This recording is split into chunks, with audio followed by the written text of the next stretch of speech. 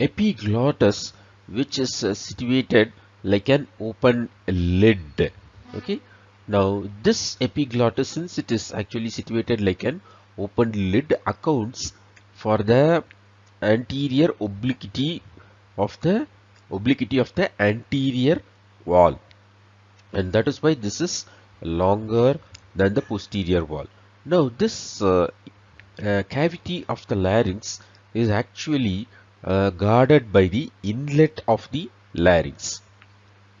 So it is through this what happens, the air has to enter, and the inlet has one more function. It is to prevent mainly any foreign particles entering into the respiratory passage. So it is also, that is why, considered as the watchdog. The larynx itself is considered as the watchdog of the respiratory system. So even the food particles accidentally should not enter into this laryngeal cavity. Now coming to the inlet of the larynx, it is bounded anteriorly by the epiglottis. Okay, so that you're able to see the epiglottis covered by the mucous membrane, and on either sides by the aryepiglottic folds. So on either sides by the aryepiglottic folds, and behind, okay, it is actually covered by the interarytenoid fold of mucous membrane.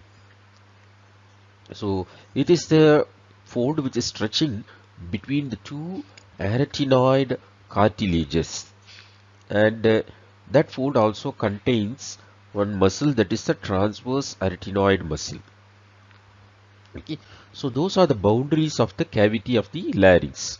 So epiglottis in the front, aryepiglottis on the sides, and the interarytenoid fold of mucous membrane behind. Now if you look at the interarytenoid fold, within it contains two muscles. You are able to see one is the aryepiglottic muscle, and other one is the thyroepiglottic muscle. The aryepiglottic muscle is mainly responsible for actually closing the inlet of the larynx.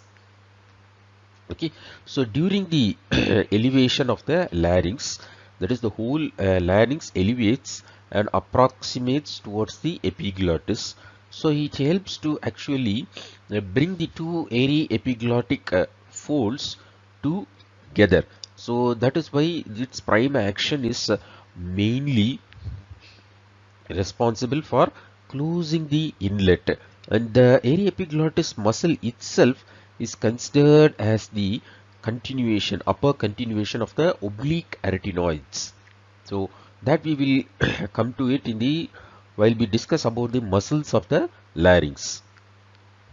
The other muscle what you are able to see here is the thyroepiglottic muscle, which you are seeing. Okay, so thyroepiglottic muscle is again what do you call as it is responsible for mainly opening the larynx, which is a very passive action. Then apart from that, in the aryepiglottic fold you come across two cartilages, that is the corniculate and the cuneiform cartilages. So these two cartilages, they helps to keep this fold propped up and does not collapse, mainly during the closure of the inlet.